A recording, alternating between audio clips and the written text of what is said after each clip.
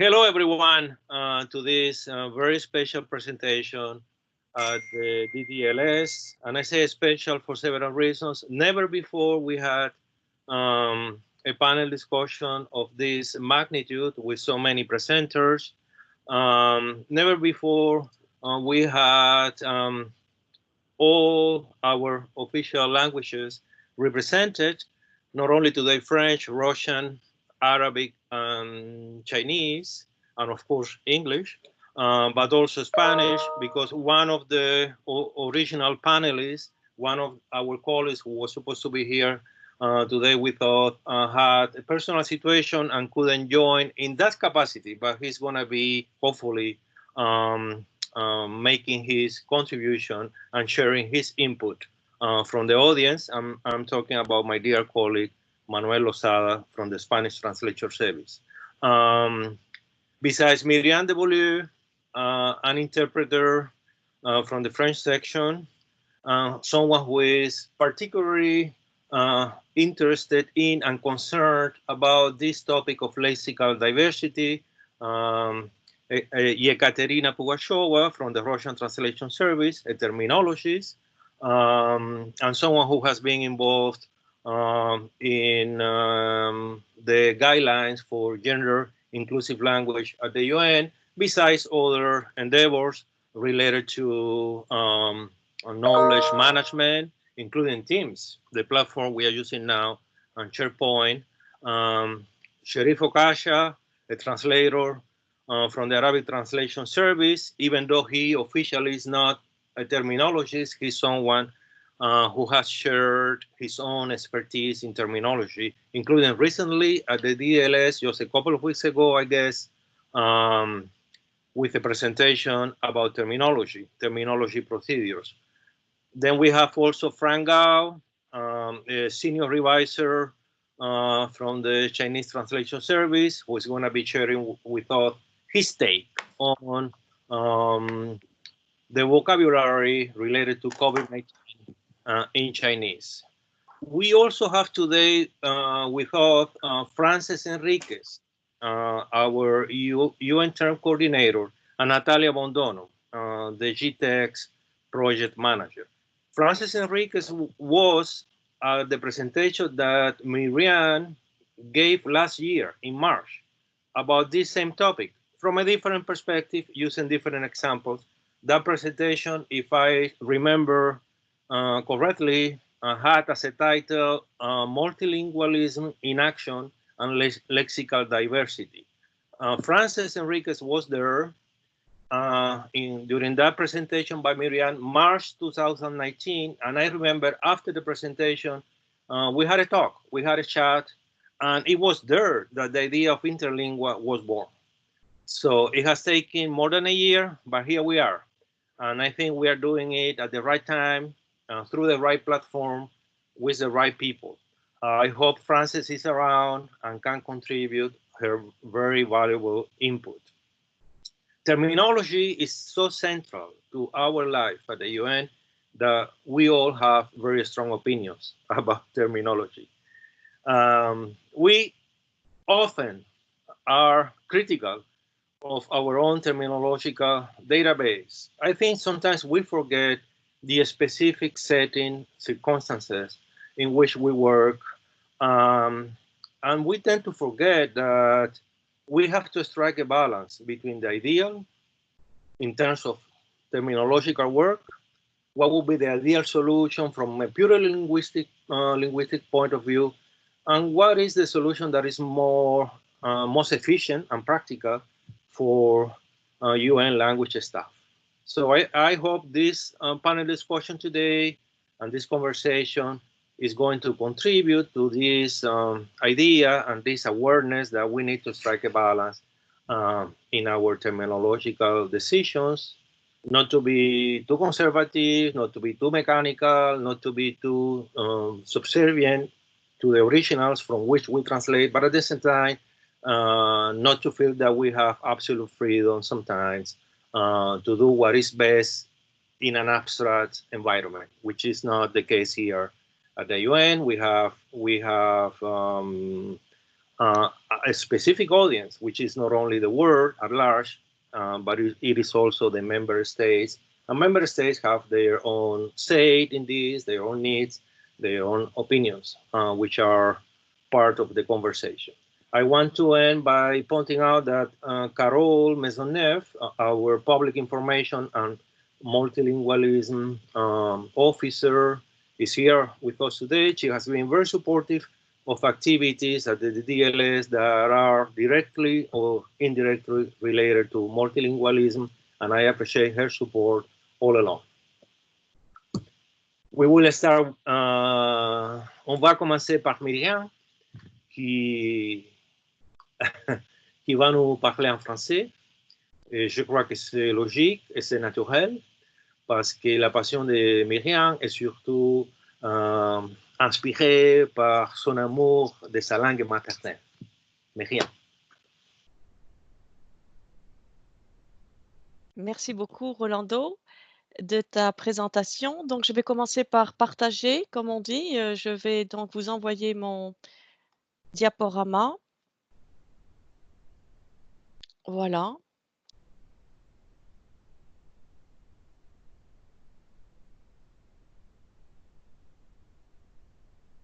Slideshow et from beginning. Donc, ça devrait marcher ainsi.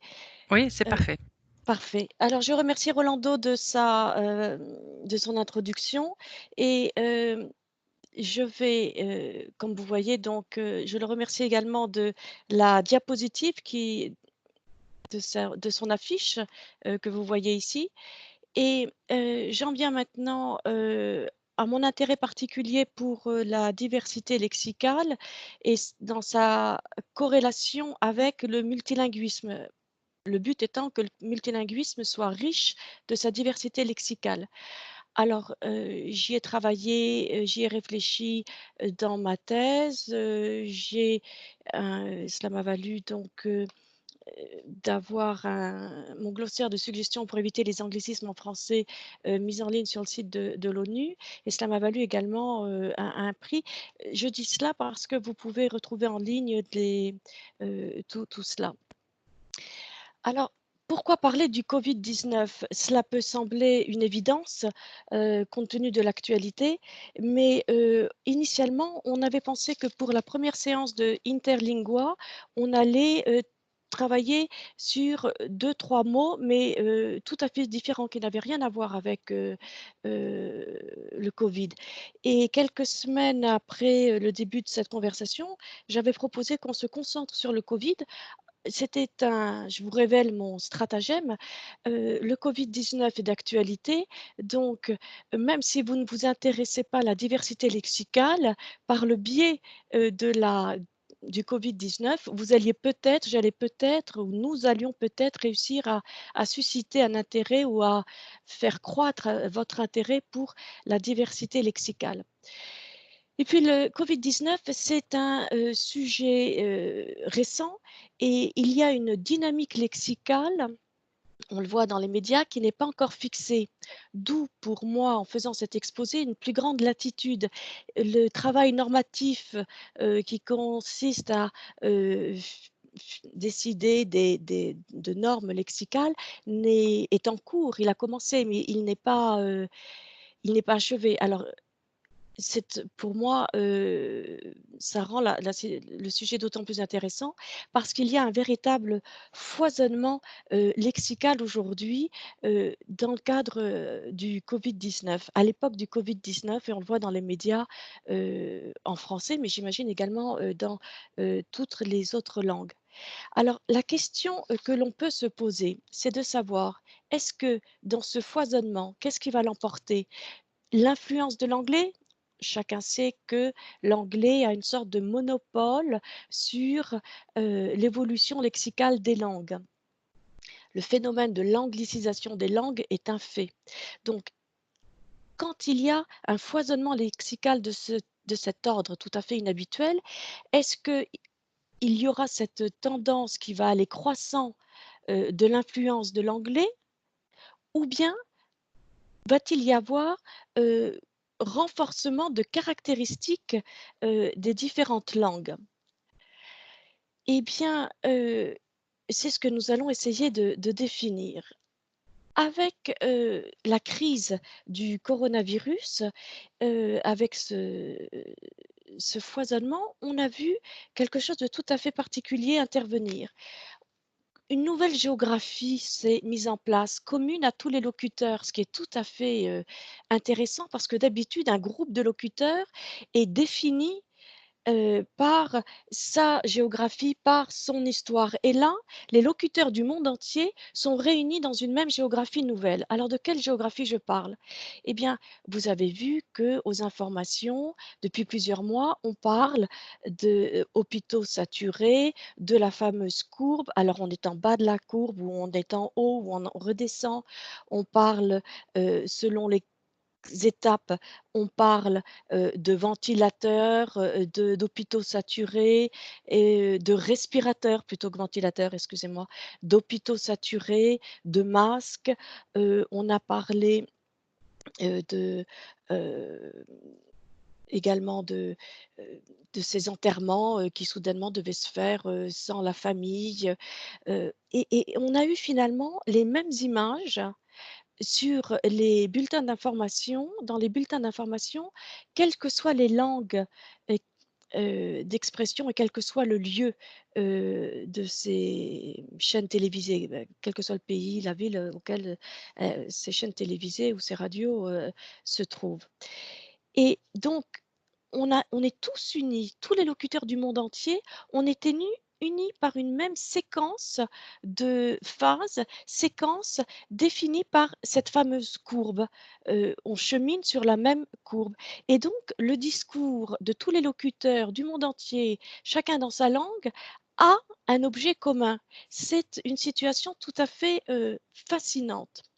Et puisqu'il y a ce nouveau contexte commun à tous, il est logique que dans ce nouveau contexte commun à tous, on ait des mots nouveaux qui apparaissent et ces mots seront communs à toutes les langues, puisque nous avons tous ces mêmes nouveaux sujets, puisque nous avons tous en commun le même objet nouveau de notre discours.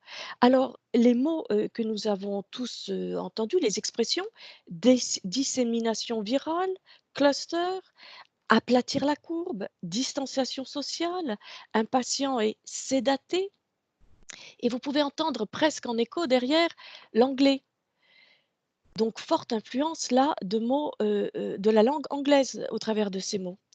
Alors au début de la crise, je trouvais que c'était d'un point de vue linguistique, je trouvais que c'était tout à fait passionnant et j'ai eu l'idée de faire un glossaire multilingue sur le tout d'abord, bilingue sur le coronavirus et puis je voulais faire une colonne de commentaires linguistiques. Ceci n'a pas pu être, retenu. Une collègue m'a dit: «Mais pourquoi ne pas faire un glossaire multilingue?» Et c'est ce qui finalement a été fait. C'est un glossaire de suggestions et j'insiste, de suggestions assorties de, commentaires.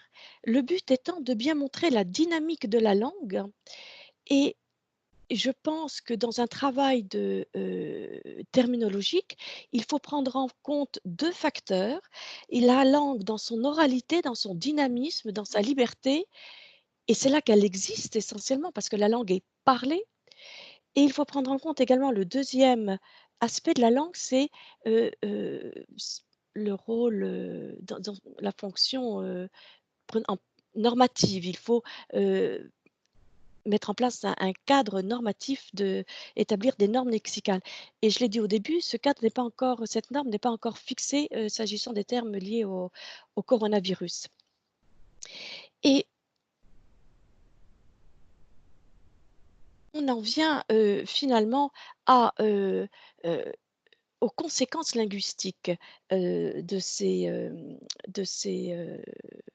de ces mots communs à toutes ces langues.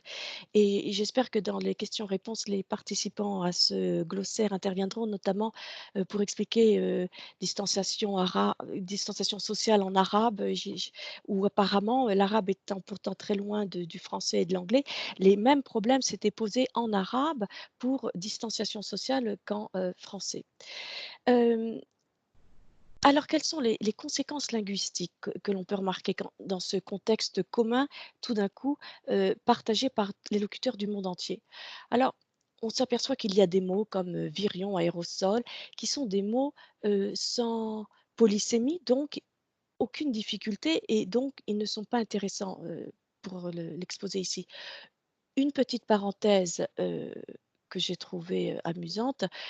Écouvillon nasopharyngé, aucun francophone, heu, mis à part ceux qui avaient fait des études médicales, aucun francophone ne savait ce qu'était un écouvillon nasopharyngé. C'est amusant de voir comme le vocabulaire médical est devenu grand public soudainement, et ceci dans toutes les langues, hein, pas que le français.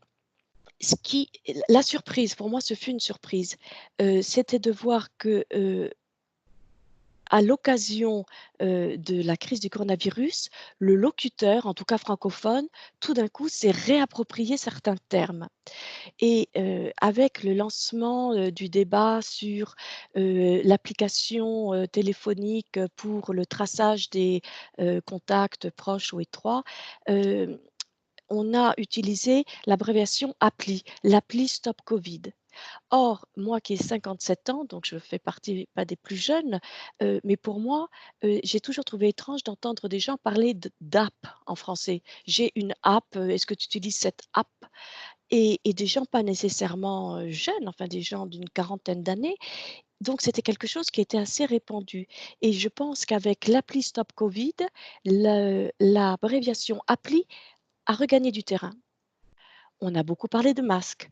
Alors, les masques chirurgicaux et les masques, FFP2 qui sont les N95 ici, comme ils, ne représentent aucune ambiguïté, heu, ici ne m'intéressent pas. En revanche, la troisième catégorie de masques, les masques, dits c'est parfois alternatifs, mais le terme retenu, c'est grand public. Ce sont des masques effectifs à 70. Eh bien, ces masques doivent être cousus dans un certain sens, lien cahier des charges, la couture verticale, pas verticale, l'épaisseur du tissu, le type de tissu. Donc ces masques, devaient être homologués, et j'ai l'impression que, avant la crise du coronavirus, on employait souvent le mot certifié au sens d'homologué, on entendait moins homologué, et maintenant depuis que l'on parle de ces fameux masques grand public, et tout le monde s'interrogeant sur le fait de comment ils doivent être faits, le mot, homologué a, regagné du terrain. Idem pour, le mot, on a parlé de l'ouverture des écoles en France en mai. Cette ouverture se faisait de façon, volontaire. C'était sur le principe du volontariat. Soit les parents voulaient, soit ils ne voulaient pas que leurs enfants retournent à l'école.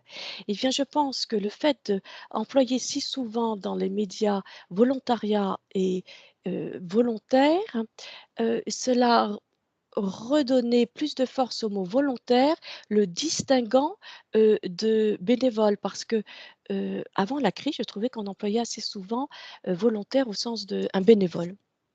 Et puis, le mot communauté, je pense, va, heu, retrouver de sa force en français, parce que, si vous regardez, alors j'ai une petite pile derrière moi, si vous regardez dans, le guide, anglais-français de la traduction, pour community, vous avez par exemple, simplement, au sein de la population ou à l'échelon local, ou et on se rend compte avec community spread, quand il s'agissait des cas de contamination qu'on ne pouvait pas retracer, qu'on ne pouvait pas associer à quelqu'un qui serait rentré récemment de Chine ou d'Italie. Je parle là du début de la crise. On on a dit: «Mais finalement, ces cas-là relèvent du community spread». C'est l'expression employée en anglais, et je trouve très intéressant que community spread sur Lingua est traduit par contagion. Cela montre bien à quel point communauté est un mot qui a une charge sémantique quasiment nulle. Quand dans sa c'est un mot polysémique, mais dans sa signification qui veut dire, la population locale, sans discernement particulier, donc dans un sens très général, sa charge sémantique est quasiment nulle, ce qui fait que Lingway traduit community spread par simplement contagion. Alors, il y a eu pas simplement un regain de certaines caractéristiques des langues dans le cadre de cette crise, il y a eu aussi une distanciation, et je fais exprès d'employer le mot distanciation, il y a eu une distanciation entre le locuteur et sa langue, le locuteur en tout cas francophone et sa langue, parce qu'on a vu aussi l'autre tendance, la tendance opposée à celle que j'ai décrite précédemment, à savoir le renforcement de l'influence de l'anglais. Et évidemment, avec distanciation sociale, cluster, aplatir la courbe, l'effet plateau, nébulisé. Du haut de mes 57 ans, je n'ai jamais entendu ces termes avant le Covid-19. Alors, je vais laisser le soin à mes collègues de détailler les différentes explications qu'ils auront à fournir dans les différentes langues, parce qu'ils vont certainement, parmi leurs exemples, reprendre certains de ces exemples. Là, j'aimerais vous montrer le dictionnaire historique de la langue française sous la direction d'Alain Ray. Et là, vous verrez à nébuliser que nébuliser est sans doute un anglicisme. Voilà. Mais le temps m'étant compté, je ne vais pas entrer dans le détail. Simplement, il y a un signe qui ne trompe pas, c'est un symptôme. Quand vous avez un locuteur dans votre langue qui dit, alors je prends l'exemple de distanciation sociale. La distanciation sociale ou cette distance physique, cette distance de 1 mètre que l'on doit garder, c'est-à-dire que le locuteur emploie une expression distanciation sociale avec laquelle il est mal à l'aise. Donc, au lieu de faire corps avec sa langue maternelle, ce qui est le propre de la langue maternelle, le locuteur fait corps avec sa langue maternelle normalement. Là, le locuteur ne fait plus corps, il y a une distanciation entre le locuteur et sa langue, et il emploie un terme, et il ouvre comme une parenthèse mentalement, et il enchaîne des descriptions, des équivalences, il tâtonne lexicalement. Et ce qui m'a intéressé, c'était de voir que le président Macron, dans une de ses allocutions, n'employait pas distanciation sociale, mais garder ses distances. L'expression garder ses distances. Il fallait entre nous garder nos distances.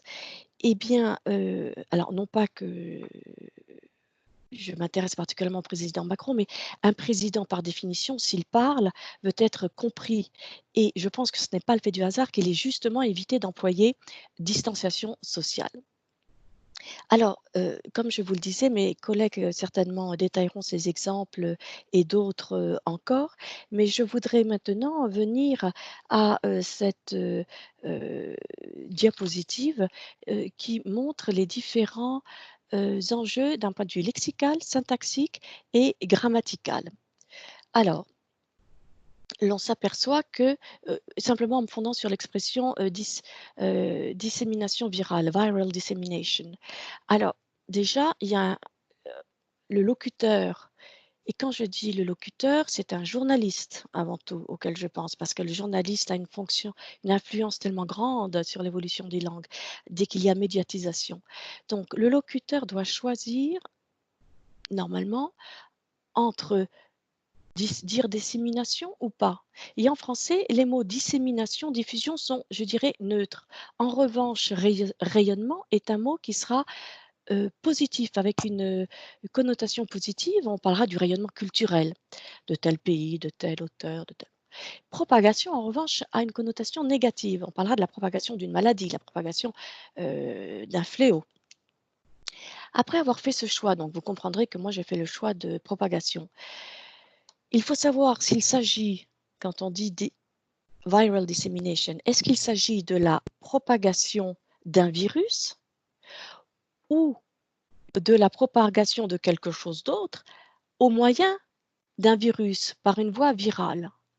Alors ceci est essentiel et ceci montre bien que l'anglais ne fonctionne pas comme, n'a pas la même grammaire, n'a pas la même syntaxe que le français, parce que l'anglais est une langue implicite, le français est une langue explicite.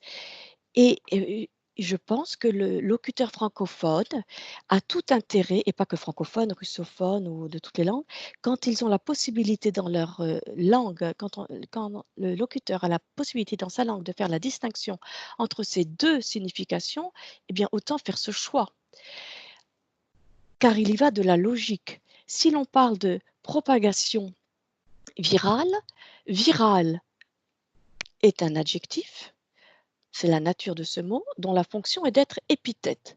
Mais si je dis propagation d'un virus, c'est un complément de nom.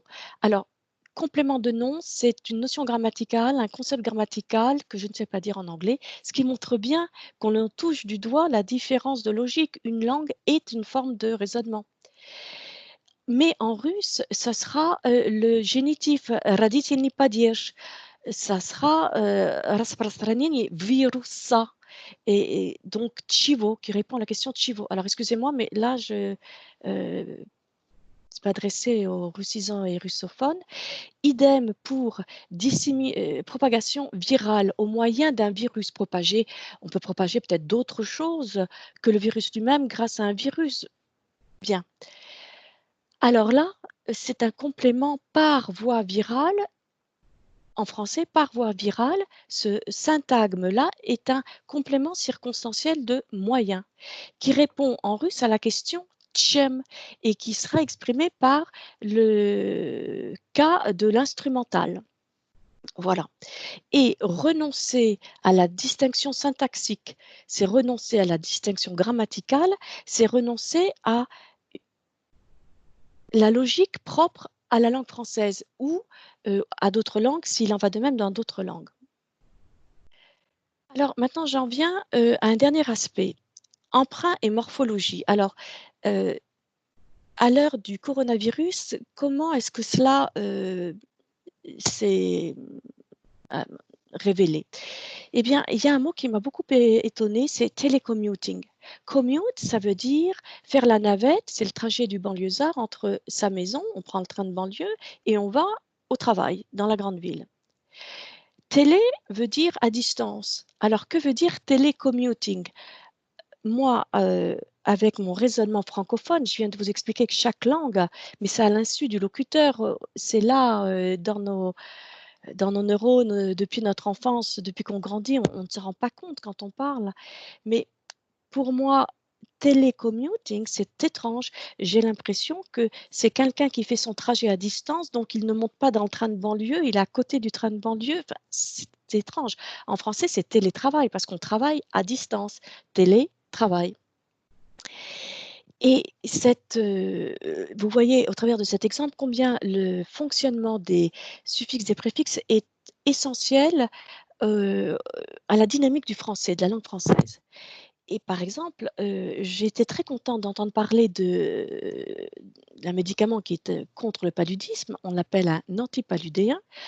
Chacun connaît ce professeur dans un hôpital à Marseille qui prône toujours cet antipaludéen pour lutter contre le Covid-19. Eh bien, si on fait l'anglicisme malaria, parce que beaucoup de gens disent la malaria en français, si on dit la malaria au lieu de dire le paludisme, on prive le locuteur francophone de la capacité d'employer des préfixes, parce qu'on ne peut pas parler d'antimalariéen. Et pour la cohérence lexicale du discours, on voit bien que employer paludisme permet d'employer antipaludéen et cela favorise la communication parce que cela favorise la compréhension. Si on ne sait pas ce que c'est qu'un paludéen, mais on connaît le mot paludisme, dans le contexte, on peut deviner. Ce qui a montré le dynamisme, la vitalité, mais inhérente et essentielle, profonde de la langue française, via le fonctionnement des préfixes et des suffixes, c'est l'invention du mot déconfiné. On a décrété le confinement est un mot ancien, et le mot déconfiné a vu le jour. Cela montre que c'est quelque chose d'un mouvement spontané, et c'est là la langue dans toute sa beauté, dans sa liberté, dans cette dynamique tout à fait libre et surprenante. Et on est passé de déconfiné à se déconfiner, et ensuite à déconfinement. Alors voilà, j'ai fait le tour de la question. J'espère avoir défini les grands axes qui qui vous inspireront pour une réflexion propre, individuelle. Bien sûr, n'hésitez pas à communiquer vos exemples ou vos réflexions. Voici mon adresse tout en bas, www.un.org. Et je remercie Eugénia de son aide, Rolando, et je vous dis à tous à bientôt pour Interlingua 2. Voilà, merci.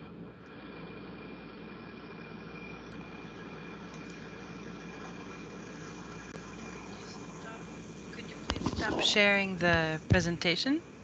Okay, so voilà. Perfect.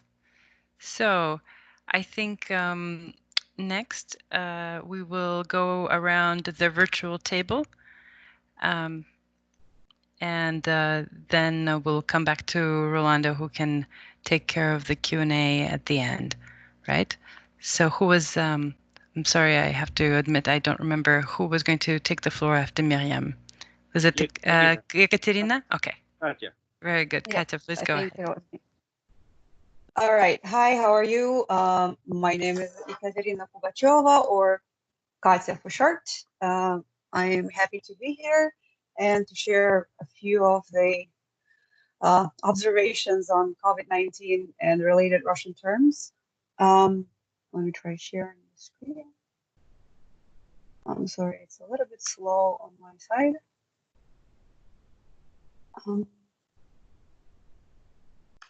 Okay.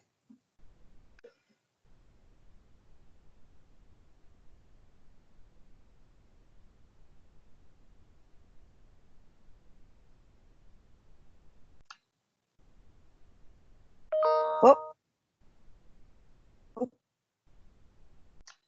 Do you see the screen? Yep, we see the screen. You might want to scoot me off the Yeah. That's what I'm trying to do. That's That's what I'm saying. It's somehow slow. You don't really want to go. There you go. Okay. So we were already talking about a few points. I mean, Miriam has already been talking about a few points that I have. Oh my God, why is it so slow? Now it's my problem of being so incredibly slow.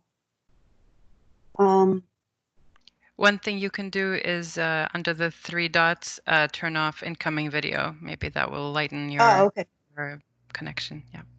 No, let me see.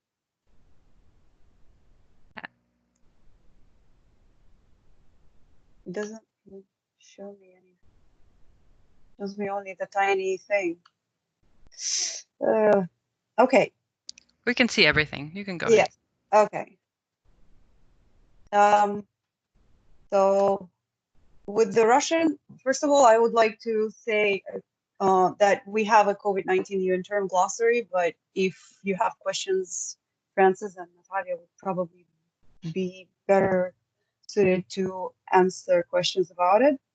It's most of our COVID-19 records are Geneva, but we also started a few of them and then transferred them to Geneva. So the COVID-19 glossary is an UN term glossary COVID-19 and has a few records. And I would like to talk about a few records in Russian that we have. One is coronavirus disease, COVID-19, which is coronavirusная инфекция in Russian. But if you can see, the acronym that we take is still English. Also, if you look at the coronavirus, the virus itself, the record for the virus itself that we have, it also says coronavirus first, but the acronym that we use in Russian, it's still in English. The reason for this is that those come from official WHO names and acronyms. And if you can see that what WHO does here is they first give you an explanation, coronavirusная инфекция, which is a coronavirus infection. But in brackets, what they do is they put still an English acronym used with the sort of Russian explanation in front of it. Same with the virus, coronavirus тяжелого острого респираторного синдрома 2, which is the coronavirus of acute respiratory syndrome 2. But the acronym they use is still English or in Roman letters. And the third term is physical distancing and social distancing that somehow is one and the same records. And I'll talk about it a little bit later. So we go to COVID-19, the word or the acronym itself. First, officially in UN, we use the Roman script version. As I said, коронавирусная инфекция, COVID-19, and this is the official WHO version. I'll leave the presentation after this, so you can follow all the links if you're interested. But this is the UN official, and a lot of Russian official also follow the same Latin. Like, for example, the Ministry for Foreign Affairs of Russia follows it. A lot of news follow it. However, there are other ways or other sources that try to adapt this this acronym, and there's two options here for Cyrillic script. One uses just basic transliteration or transcription of COVID and then 19. And if you look at the search results for COVID-19, you would get a million and some results in just the RU domain. So COVID-19 is basically, they took the English acronym and they just adapted it for Cyrillic script. The second one has way less results, but I know that it's used in some of the medical sources, is that they use COVID-19, which is basically a Russian, exact Russian acronym of, the Russian phrase, which is coronavirus disease in Russian, коронавирусное заболевание. So some of them use this. And those are more or less official, with COVID in Cyrillic, I think, gaining traction. But then we can see, okay, I'll go to this one, that the word COVID, I mean, it's no longer an acronym in Russian somehow. It's more of a word that takes on all the endings, everything. You can say COVID, болен ковидом, so вылечился от ковида.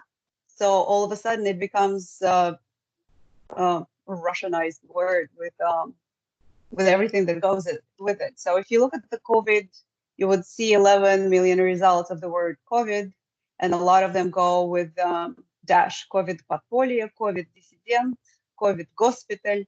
So it's just sort of without changing it. In 11 million views, get COVID пациент, but there's also ковида, and you get 2 million results. От ковида, смертность от ковида, вылечиться от ковида, and again, COVID-ом, you get 1 million results. С ковидом, with COVID, from COVID, so all those endings. And of course, in this case, the word just gets no caps, is just all minuscule. So it's interesting how Russian is sort of taking charge and adopting the word. Same or similar thing happened to coronavirus. Corona is also a crown in Russian, so there are a lot of play on words happening with corona. If you just Google the word короной, you first get something with a crown, for example, cakes with a crown on them or something. But after, well, first, second, third, fourth one is from a news, and I'm using incognito mode, so it doesn't really take my search preferences into account. The fourth result would be with a crown on their head, people forgo quarantine and go outside. So it's a big field for playing with words, fighting the crown in France, the fight with the crown, or fight with the coronavirus. Hit by a crown, hit by corona. So a lot of those, I mean, corona is in this case in brackets, used in brackets, but sometimes not. Most of the cases, yes. Or like with crown, but without virus. That was part of an advertisement to Russia of a product. We're talking about informal words that sort of surged during the pandemic. Then Miriam was mentioning telecommuting, which doesn't make sense, and teletravail. For us, it's also удаленная работа, which is remote work. And as often happens in Russian, instead of an adjective and a noun, it becomes one noun, удаленка. Ka is everything that's just left of the noun, and удален coming from the adjective, which is remote or tele. So удаленка became very, very popular as a word. I mean, it existed before, but it sort of gained traction during the last months. Also, the new words that appeared in, again, informal Russian are to Zoom, which is zoomit, zoomitsa, to go on a Zoom call or to participate in a Zoom conference. It's very similar to what happened to the word to Google. Googlit becomes a verb. So now it's zoomit. Also, some words have undergone a semantic change. For example, the word quarantine, карантин, it used to mean just one person isolated from the rest. Right now, it's everybody isolated from everybody. So quarantine is no longer for a small group of people or a certain single person, but for everyone. That's still a quarantine. Also, social isolation. If we go back to the UN record that we have for social isolation, right now, or social distancing, they're saying it's not social isolation or social distancing or physical, it's physical distancing. And this is marked now as a preferred WHO usage, because basically you're not socially distancing from people, you're physically distancing, you're away from people physically, but you still interact socially, and maybe even more so than you do when you can sort of physically reach people. So social distancing became replaced, I think, physical distancing in some way, or social self-isolation, same thing. Is that term came more in Russia and in Russian-speaking countries when the government was asking for self-isolation, but at the same time they were imposing the rules and saying that people would be fined if they go outside, or people should not go outside. So it's not as much self as just isolation, but for some reason the word that was picked up was self-isolation, even though there's not that much self in it, as people are told to isolate and forced to isolate.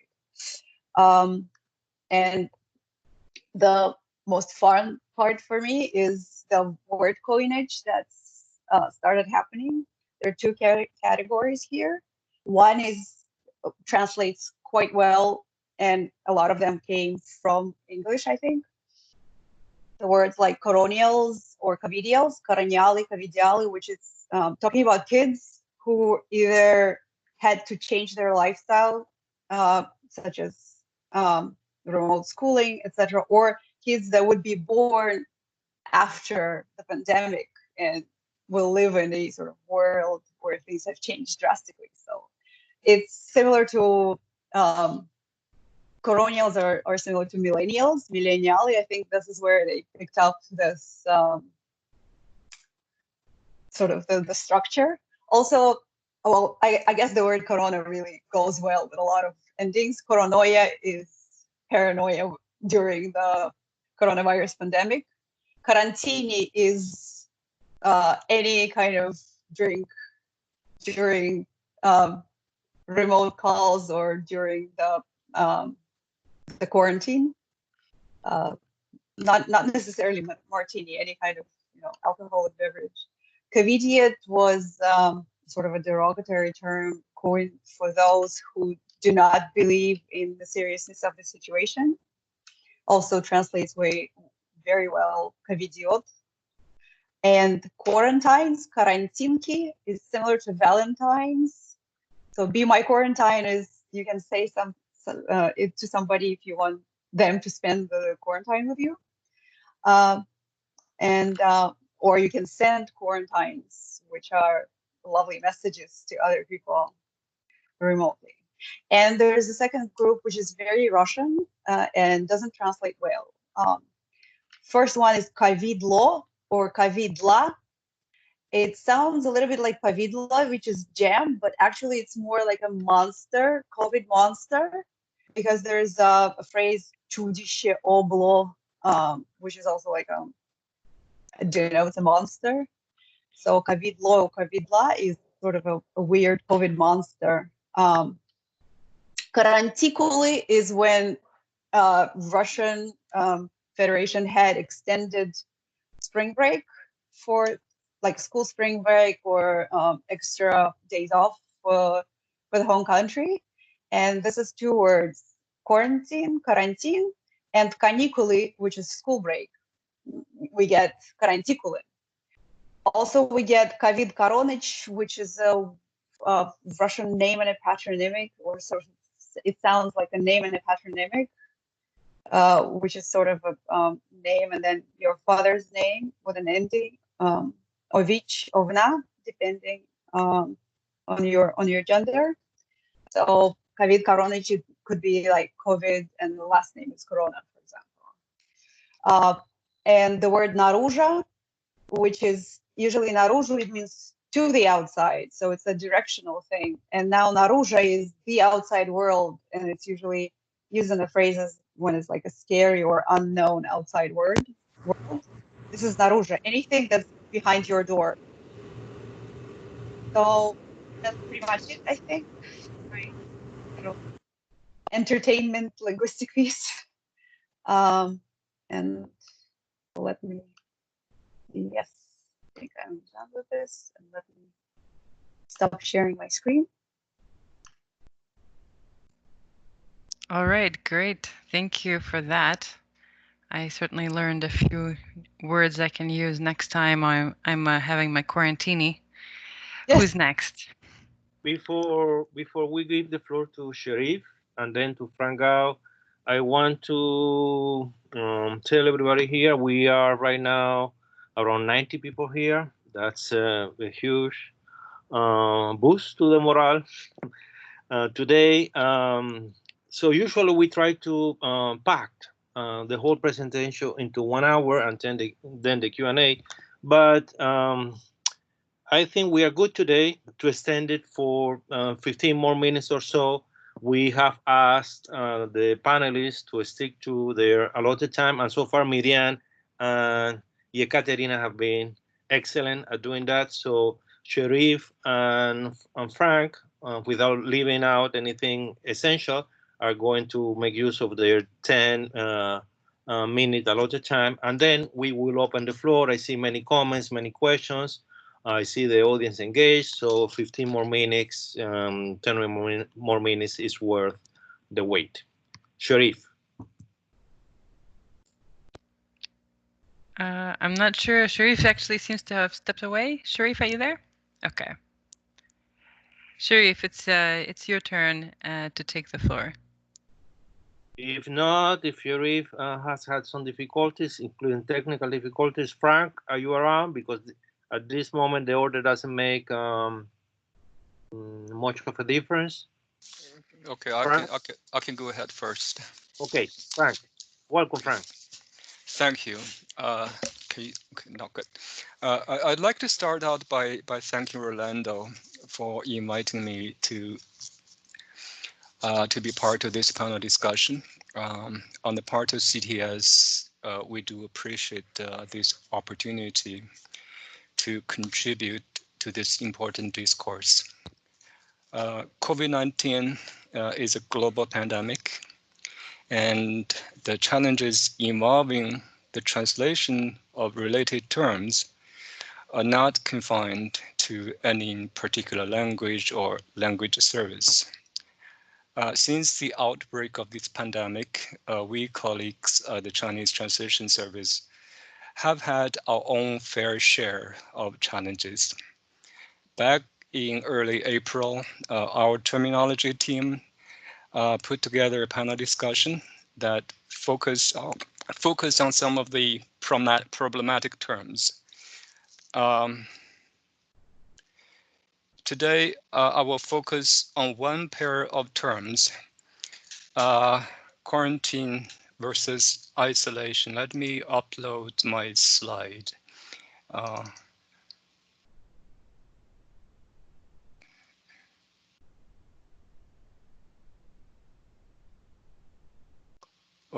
No, this is not the one. I'm sorry. Is this one? No. I'm sorry. This is the one. Yeah. Okay. These are just some of the examples of the terms that were discussed in the CTS panel discussion. Today, I will focus on one pair of terms, quarantine and isolation. Let's first take a look at the definition. In translation, we very much depend upon past official documents or legal instruments for reference in our target language. This is how the two terms are defined in the WHO International Health Regulations. It's pretty wide in scope. It covers people and things. And let me start this thing.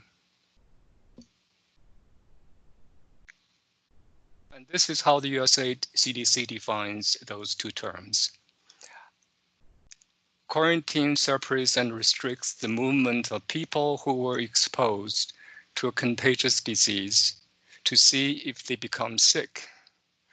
On the other hand, isolation means isolation separates sick people with a contagious disease from people who are not sick. Well, these two sets of definitions in the International Health Regulations and CDC guidance, they vary in wording, but they do converge on one essential element, that is to be sick or not to be sick. When someone is not sick and is separated to see if symptoms develop, then we use quarantine. Otherwise, it's isolation. And next, let's take a look at how those two terms play out in UN documents. This is an excerpt from the sources at the bottom here. It's the frequently asked questions for UN staff members when it comes to medical insurance. The question is whether COVID-19 related quarantine for members of the insurance plan will be covered. Here's the answer. Quarantine can be recommended for the following two reasons. A is for prevention when there are no symptoms, and B is for isolation. That applies to people that show symptoms. Well, based upon this particular paragraph, the author seems to be saying that there are two different types of quarantine.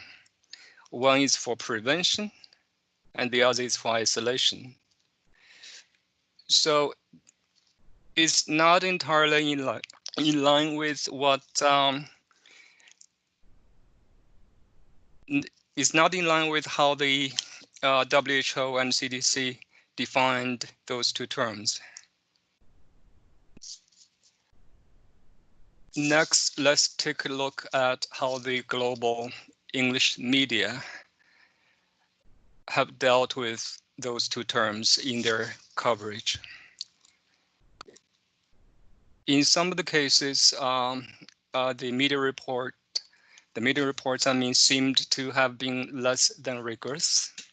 In others, they have done very well. This is a quote from The Guardian, the British newspaper, in its report about Prime Minister Boris Johnson in UK. The report used self-isolating when we know there was a clear diagnosed case. This is from NPR, National Public Radio, in its reports about the situation involving the German Chancellor Angela Merkel. The title used goes into self-isolation, which is not in line with the CDC or WHO definition. But in the first line of the body of the text, they use self-quarantine. So it seems that the author considered these two terms to be synonymous and interchangeable. I'm not in the position to make a call on whether this is correct or not, because things may play out differently down the road. And this is from NBC News. This is about when the three members of the White House Corona Task Force had to self-quarantine after possible exposure. So NPR used self-quarantine. NBC used self-quarantine. And this is BBC. The word self-isolating was used. This is a quote from the New Yorker magazine. The author, I think, had gone out of the way to do a public service. The author was, at least to me, was trying to define what those two terms mean in good plain English. It says, in quarantine, you are waiting to see if you develop the sickness. If you are in isolation, you are sick and waiting until the illness resolves. In the coverage of this global pandemic, confusions are not confined to the English media reports. Currently, there are a whole array of different expressions in the Chinese media too. And as far as the Chinese translation of these two terms are concerned, the dust has yet to settle on a generally accepted version.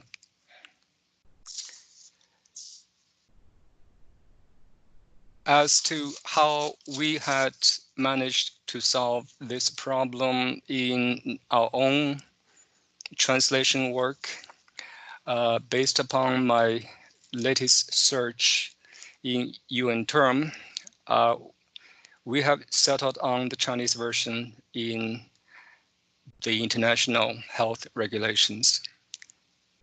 If we focus on the upside, this option is very good for accuracy and consistency.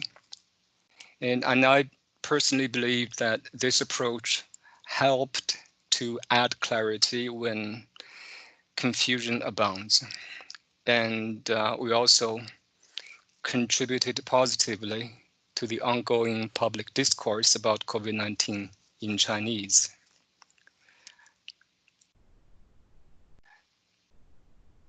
I'd like to conclude by quoting an ancient Chinese classic, The Analects of Confusion, to illustrate the importance of nomenclature and the fact that this has been a part of intellectual quests across history and cultures. This is the quote from the Analects of Confucius, the Chinese sage from 2000 years ago, translated by a 19th century Scottish sinologist. If names be not correct, language is not in accordance with the truth of things. If language be not in accordance with the truth of things, affairs cannot be carried on to success, or human endeavors will not come to fruition. I will end here and give the floor back to Eugenia. Thank you all. Thank you. I feel like I need to engrave this on my door or above my desk at the office when I get back to it. Can I ask you to stop sharing your presentation? Very Okay, good. I'll do just that. Yeah. And Sharif, would you like to, let's see, you have to unmute yourself. Very good. And I think now we just are waiting for your input. Yeah, okay. I'm ready. Shall I start? Yes, go ahead. Okay.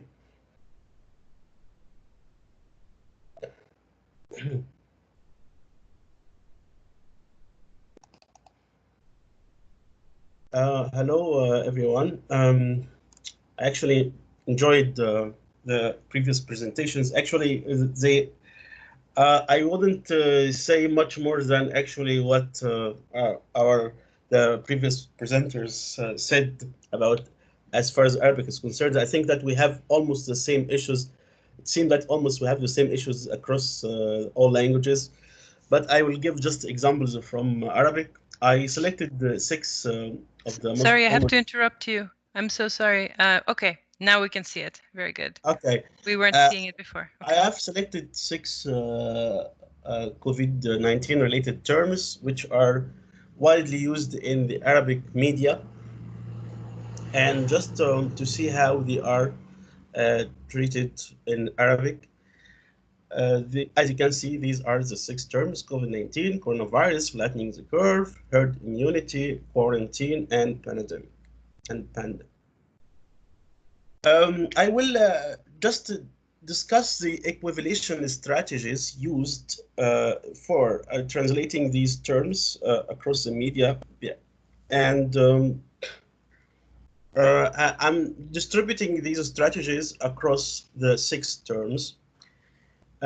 The first one is transliteration, and it is apparent in the transliteration of the acronym itself, COVID-19. And it is also translated in Arabic into Arabic as an acronym, which has spelling, direct spelling in Arabic, which is orthographically equivalent to the English one. But actually, in actual usage in translated text, this acronym can cause some problems, because when you refer back to it in a context, you need something like a lexical prop, you can say, call it, to refer it as crisis, or to refer, or as you can't say this COVID-19 all the time. It will sound weird in Arabic, so you have to use another synonym while referring it in different texts. That's the one of the issues I have with this term in translation. The second one is the second strategy is borrowing, which is related to the Anglicism thing that Miriam was talking about. We have the term coronavirus. Coronavirus is, here is, we have a borrowing. It is translated literally also in Arabic as coronavirus, but in Arabic there is a space between corona and virus. This is as a literal back translation shows. There is a space between the two words. The difference between the acronym and the borrowing is that the borrowing becomes part of the active mental lexicon of the target language of Arabic. So when you borrow a word into a language, it becomes it's a component of the lexicon of that language. Unlike an acronym, it could be a temporary solution to a problem, a circumlocution, and it may or may not become a lexical component of the mental active lexicon of that language.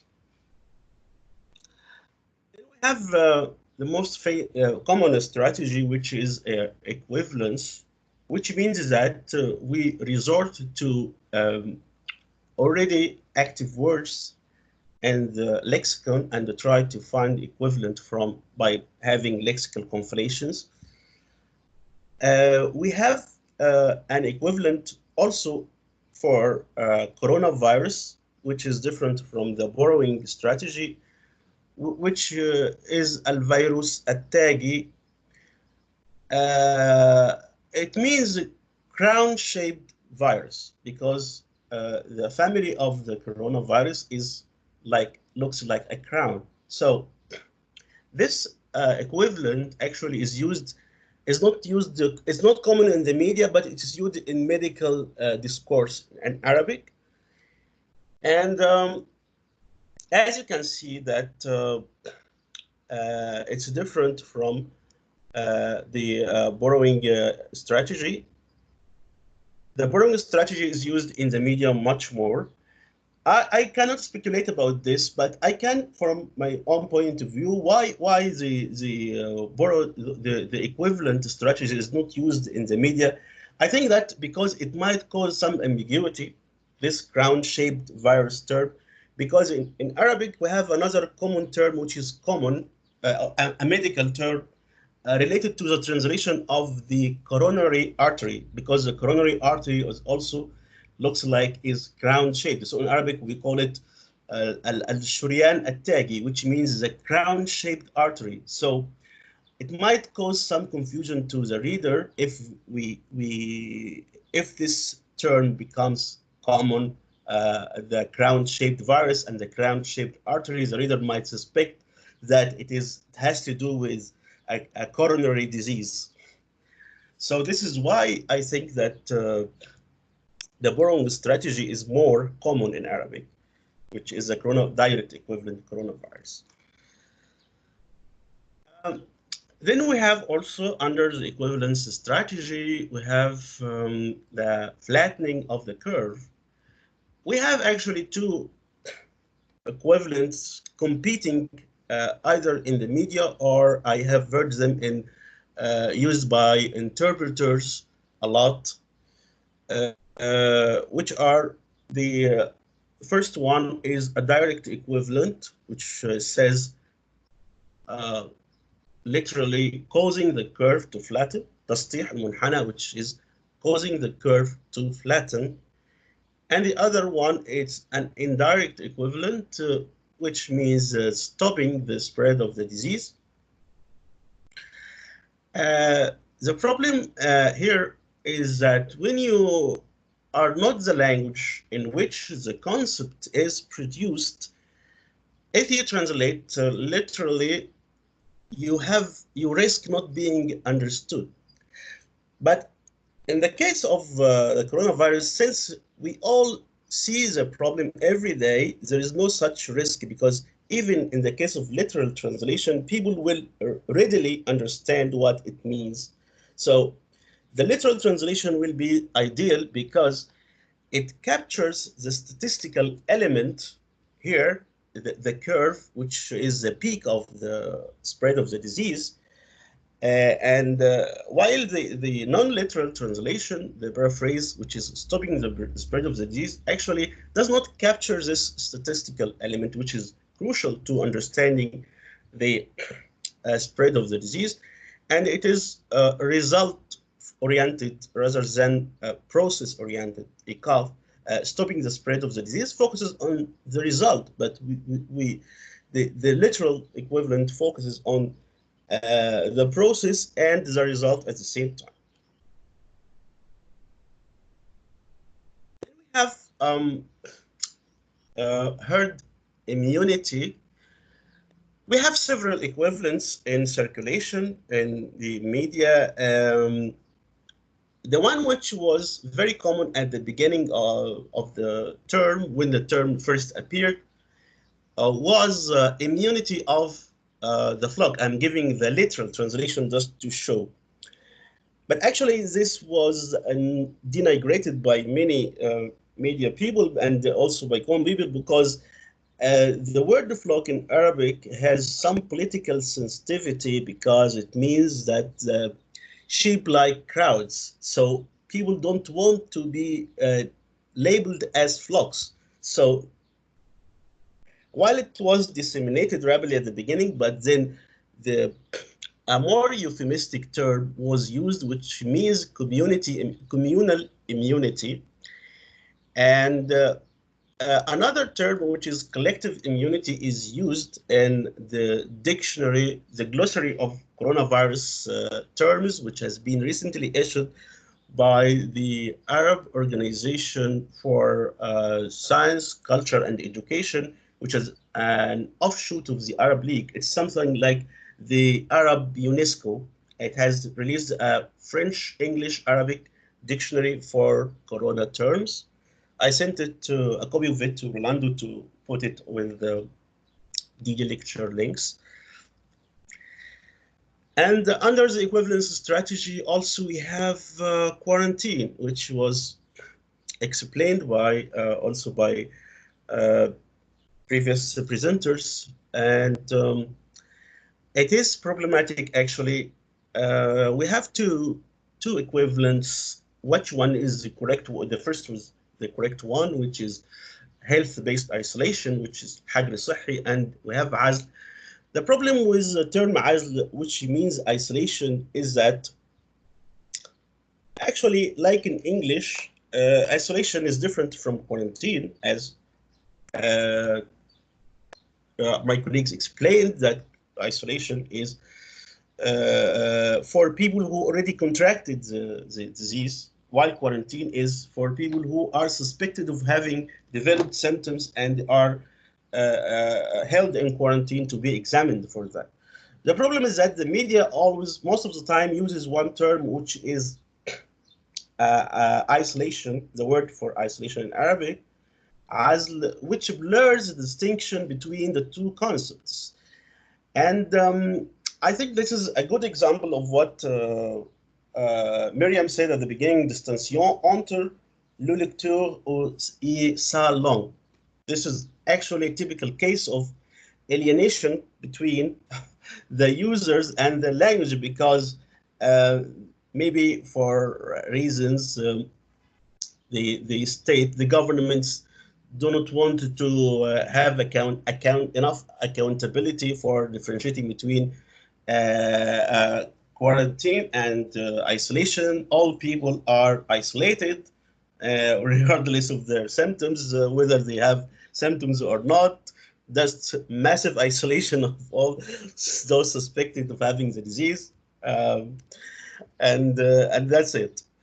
So the last word I want to discuss is, and by the way, I want also to say about something else about quarantine. It's the word itself in English is like in French, quarante, and it is Latin.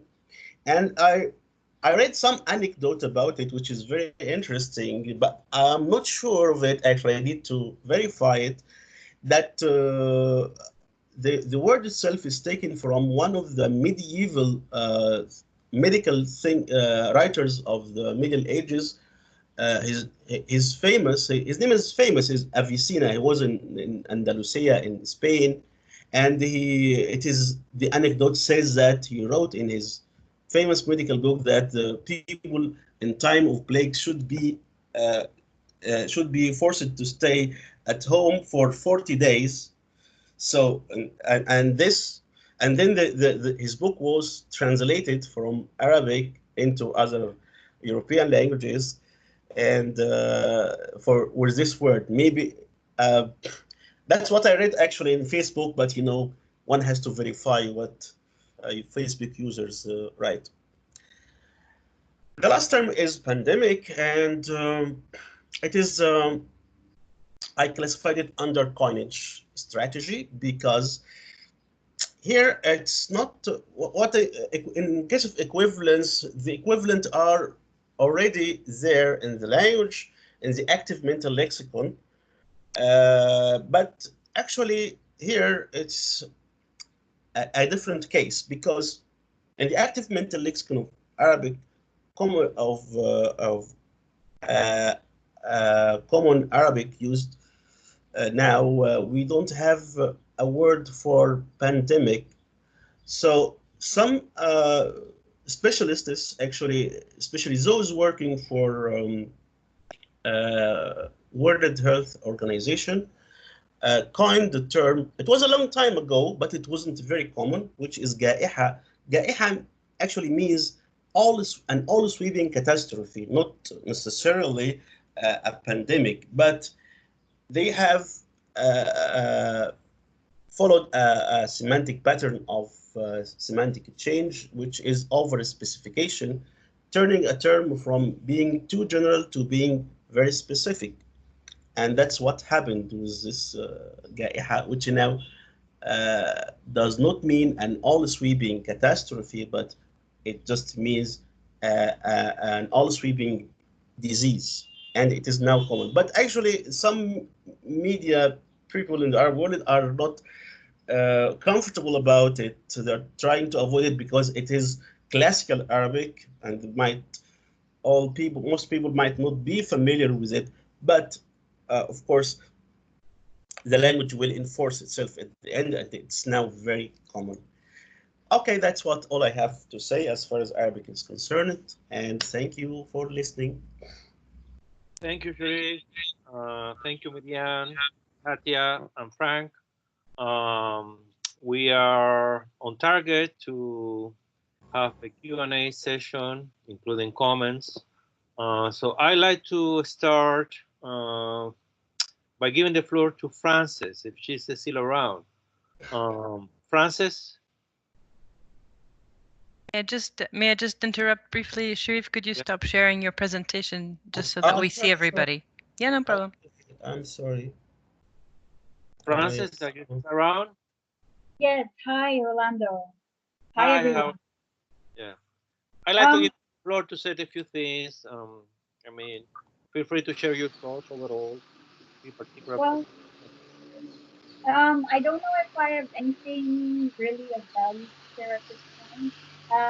That was quite an interesting discussion, and I think it really underlines the importance of nailing the terminology in our document, whether it's in English or in the other 5 languages. But if you could open the Q&A, I could answer specific questions.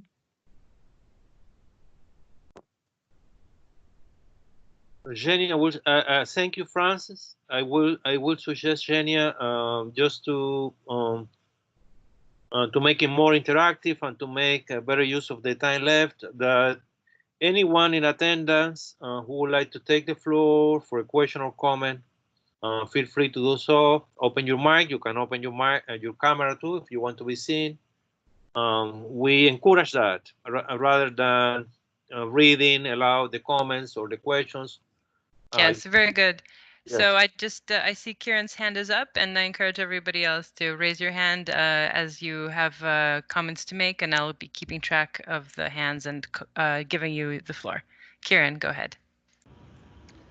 I'd just like to thank everybody for their very interesting presentations. Myriam, un énorme merci, ça a été très intéressant. I'd just like to perhaps raise an issue which I think often comes up, which is that as English translators and English native speakers, whether we're editors, interpreters, whatever, we're often confronted with a situation where people will come to us with questions about the English language, assuming that the English language actually is more set and less dynamic and less in a state of discomfort, to use Miriam's description, than their own. But in this particular instance, this language has been driven by scientists and doctors and hospitals, and not by politicians and journalists and people in the street. And the result is this incredible confusion. We've had a brief discussion about the use of quarantine and the use of isolation. English speakers themselves are in a state of complete uncertainty very often about these. And I was interested by what Sharif said, which was that a classical Arabic term had to become accepted by being used. Nobody could come and hit people over the head with a hammer and force them to use the actual technical accurate term, or the one that had been coined for the instance. So I suppose what I'm saying is ask around, use multiple sources, and don't dwell too much on the dictionary definitions, because the source that you're seeing or hearing might not be using the proper word. All right, and I noticed Miriam, you had your hand up earlier. Okay, never mind.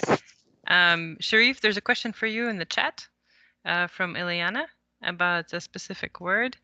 While perhaps some of you are collecting yourselves to ask a question or make a comment, I was thinking about the redundancy, or the seeming redundancy of the word self-isolation or self-quarantine, which Katya brought up in the context of the Russian term samoizolyatsiya, right?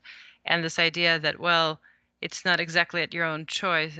It's not your choice necessarily to be isolated, so maybe that's not an accurate term. So I think perhaps it really depends on the context.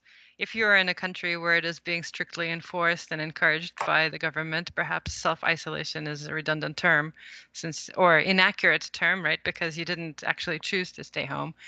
In another context where perhaps it is more up to an individual to make that choice, then self-isolation, this is just me thinking, English speakers can pipe up with how they perceive this term, but I thought in this case, the self part highlights the role of agency, your personal decision to self-isolate, right?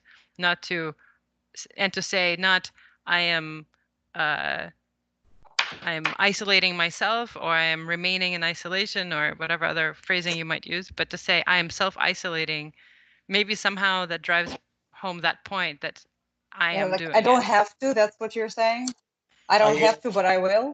Exactly, that I am choosing to somehow. I don't know. I'm just trying to break it down, try to understand why the self is such an important part of some of these terms. Yeah, for Russian, if we look at the I think we have a record that actually says isolation in English, not self-isolation. And in Russian, they give izolyatsiya as a name, like the main name, as like advised by WHO. But they're saying when you're talking about Russia, for example, you have to say self-isolation because that's the term used internally. And for some other, it's in English, it's the lockdown, which is also an interesting term that is really not very, doesn't translate very well into Russian. So it's isolation is the main thing in Russian. Self-isolation is for Russia.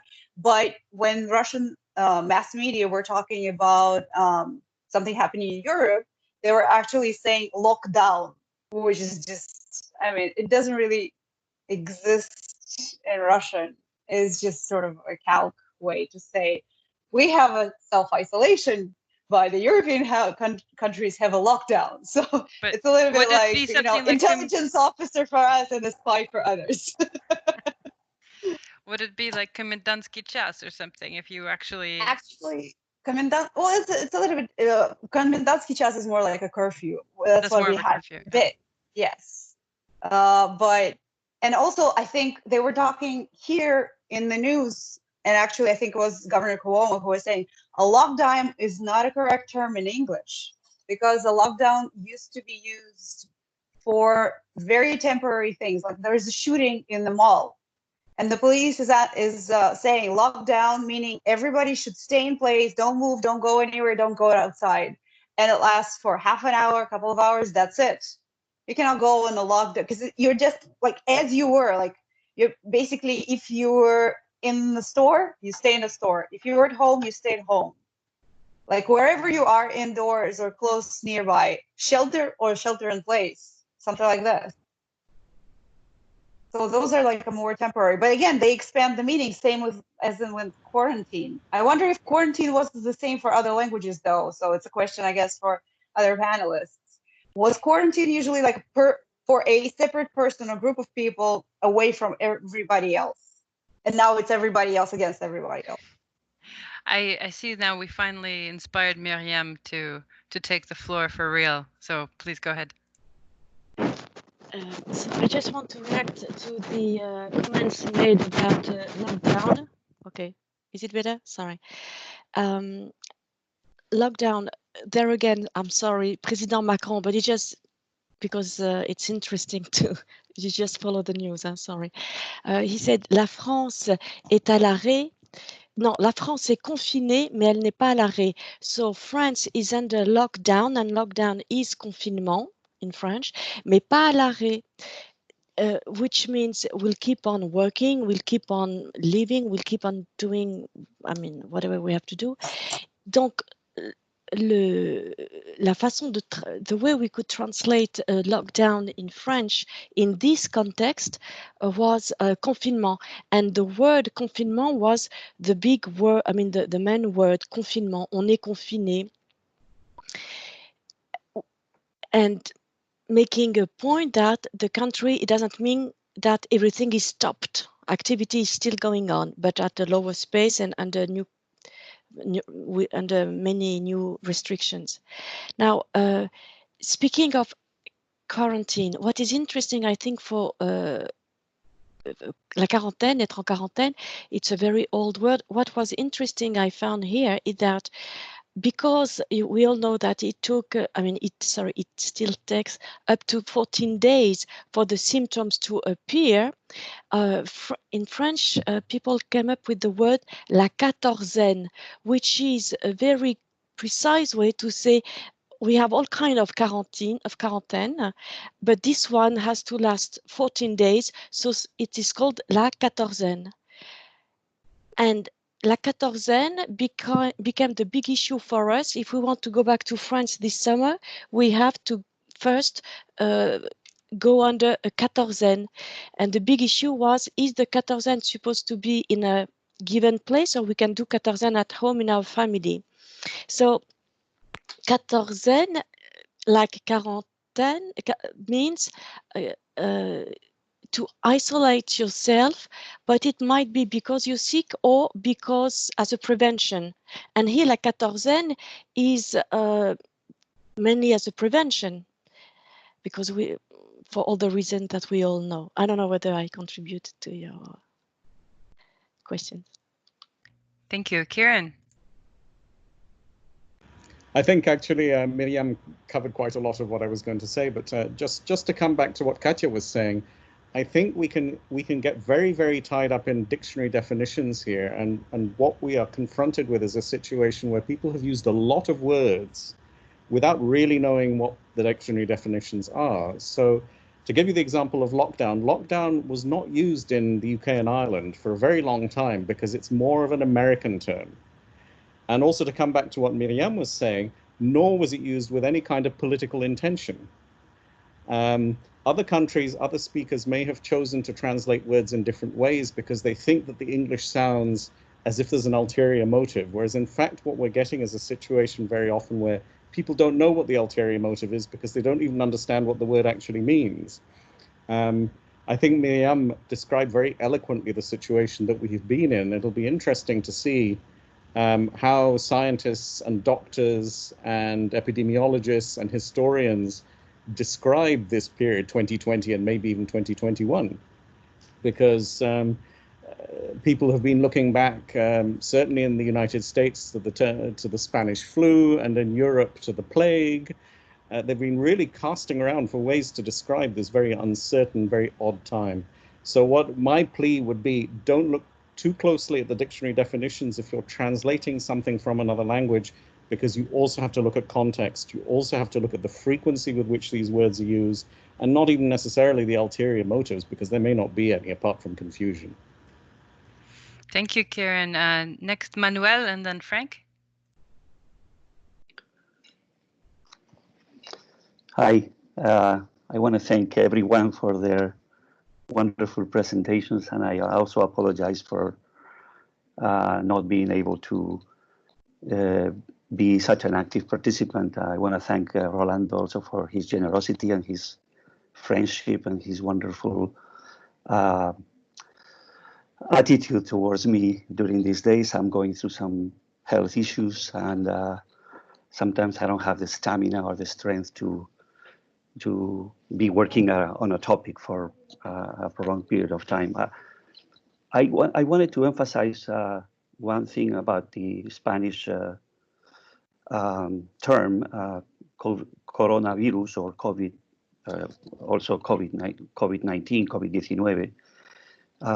And one of the ambiguities that was apparent from the beginning for us was the use of the definite article with the disease, whether it was masculine or feminine. In the space of about 15 days, we switched from the masculine to the feminine. Our first message from our terminology team was that we were going to use the masculine. This was based on an article that was published by Fundeu. Fundeu is a foundation that promotes the correct use of Spanish in media, and this was founded with the help of a bank and also Agencia F, which is a news agency in Spain. And the agency said that the proper use was la COVID-19 because it's a disease, but at the same time, because for Spanish speakers, the acronym COVID never really reflected the word la enfermedad, because most speakers in Spain or in Spanish-speaking countries do not associate that D with the disease. They just get the acronym and that's it, and they just swallow it whole. So it was apparent to them that the proper use was la, but that el was acceptable because most speakers could not identify the feminine component. And also because it makes reference to the virus. And Fundeu was mentioned something, other examples like the Ebola virus or the Zika virus, and it was always el virus Zika, el virus del Ebola. So that justified the use of the masculine as well. And then less than 15 days later, our UN term team again got back to us telling us that we were going to defer to the United Nations office in Geneva and the Spanish translation section there, because obviously the WHO is based there and they were going to follow their recommendations. And of course, now the official version is la COVID-19, la enfermedad por coronavirus. I wanted to say also that in Spanish, most speakers in Spain, they use COVID-19, but the fact is that there are various diseases called coronavirus, right? Or coronavirus disease, coronavirus disease. This is not the only one or the first one. That's why it was also called novel coronavirus disease at first. And not being the first case or the first example of this virus, they had to use the year, 19, or because the actual name of the virus is SARS-CoV-2, I believe. But of course, when you have something like COVID, SARS-CoV-2 cannot compete with COVID because it's a lot easier to say COVID. In most speakers' minds, that's what works. What works is what's easier, what's most direct, what's most immediate and useful for communication. Yeah? So a lot of people use COVID in Spain without knowing what those first initials mean. So it's an interesting fact. Yeah? But and I want to say two more things, two other words that are used now in Spain. One is the word desescalada, which is used by the Spanish government which means de-escalation, which is the process of opening up the country slowly in phases. As you know, Spain had one of the most severe and rigorous confinement regimes of the entire world. The funny thing is that the government never used the word escalation when they were closing the country up. And now they're using the word de-escalation or desescalada, which is actually like a neologism, to describe this process. So it's an interesting situation where the government comes up with these words, that apparently have nothing to do with the actual process of what it was to open the country slowly in phases, as is being done in the rest of the world. And I will close with a final anecdote, linguistic anecdote for the word quarantine in Spanish, cuarentena. Again, speakers are very imaginative, very spontaneous, and very good at finding ways to work and play with words. And there's a new word in Spain now being used called cuarentena. So you take cuarentena, but you substitute a P for the T, and you get the word cuarempena.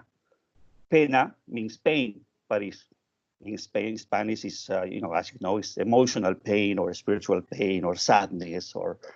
So now they use this word cuarentena to describe the period of confinement that Spaniards had to go through during these months. It's a new word. As far as I know, it's only used in Spain, but it's a funny comment, kind of an interesting comment on the realities that most of us have gone through while working in these situations or living in confinement. So anyway, thank you for your attention, and thank everyone for being so receptive and generous to me. Thank you. Thank you, Manuel. I kind of wonder if there was no escalation because it all happened so quickly, and de-escalation is obviously a gradual process. So maybe that's why there isn't a precedent term. Right. There's only the derivative term. Right. Frank, you're next. Thank you. I'd like to respond to the point made by Kieran. I totally agree with you.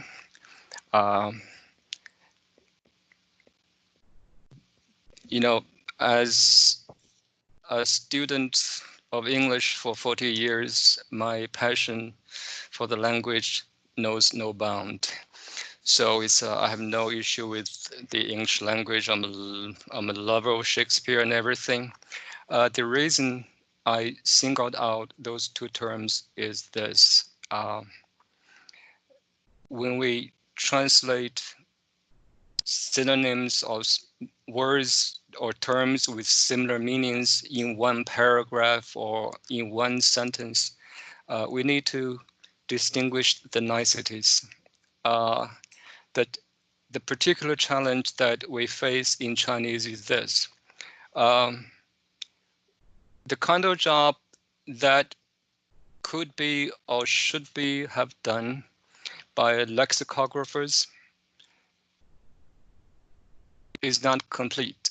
Sometimes we have to step forward and do whatever we can to sometimes blaze new trail. This is the particular challenge we face in English, in Chinese, especially when new terms and expressions come up in English or in other languages.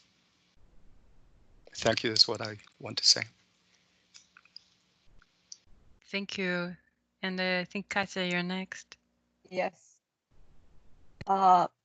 I just wanted to also reply to both Manuel and Kieran, talking about the, English doesn't have that problem of masculine, feminine, right? But like 4 out of 6 languages have it. So it's always like, is it COVID? For Russian, it's also quite evident with the ending "the", that's like, it takes on masculine, even though there's disease, заболевание, behind it. And if we take заболевание, that is neutral gender in Russian. If we take infection, it's feminine. But when people made COVID into a word instead of acronym, it definitely took all the masculine property. Cavidom by COVID, for example, or with COVID, which is not cavidoi, what would have been in the feminine, or like by COVID, boredom, yeah, cavidom. But it's still like masculine. I'm not sure how the neutral will be similar, but still other endings. That's definitely masculine gender as a separate word. And also, Kieran mentioned. I mean, first it was Miriam who said that the French used confiné, and Kieran also mentioned in the chat. He mentioned confinement. I was wondering if confinement has any sort of negative meaning in English, like solitary confinement, or it's very neutral. It's just like the usage thing. Kieran, would you like to take that? I would say it's quaint. You raised the example of solitary confinement. It was also used in a context, particularly in the royal family in Britain, to describe the period when a royal heir was being born. In polite society, you didn't mention giving birth. It was a period during which women disappeared behind closed doors, and they kind of emerged, here's a baby. Confinement still to many people, I think, has that kind of quaint, antiquated ring to it. It's certainly not a word that was used in the English-speaking world to describe lockdown, quarantine, whatever other word was used. It was not confinement, but I have friends who used it because they were surrounded by the language that we call Globish, International English, which has sources, many sources, including natural, colloquial, and written English, but also other languages. So to answer your question, I don't think there's an automatically negative connotation, but it certainly hasn't been used to mean quarantine or isolation. Thank you, Kieran. And Francis, I see Miriam's hand is up, but let's have another English expert weigh in on this. Thanks, Jenna. Yeah, I kind of agree with Kieran that I wouldn't use confinement in the same way we use quarantine or isolation. And Kieran says it might be Globish. I think it might be Euro-English with some influence from French. So it kind of goes both ways, right? With English influencing translations into other languages, but in certain contexts, in certain areas like Europe, for example, you could have it go the other way around and hear words like confinement. All right, Miriam, please. Oui, I just wanted to go back to COVID when there was a discussion about the genre masculin, féminin, le, la. It's, as a matter of fact, yesterday morning I was listening to the news. Within 2 minutes, a journalist was asking the other one, so now we shall deal with on va parler du COVID, le COVID, and the interlocutor answered without any hesitation, oui, alors s'agissant de la COVID, which means it's not, that's what I call the normative work has not been done yet, and we still everything is, the dynamics is very strong, everything is uncertain and moving. Nothing is stabilized. But I would say that in French, I hear way more often le COVID. And I think that to see what the doctors, the medical staff uses is the most important in that, because it's a medical subject. Most of the medical staff would use, at least when you watch the news and read the news, they would use le COVID, le COVID-19, le COVID, but la is very rare. That's what we can notice. And speaking of the way we use the word confinement en français, it's only in the social meaning it's not it's totally different from quarantaine, which has a medical purpose, prevention or not, but that's the two very different sphere of usage.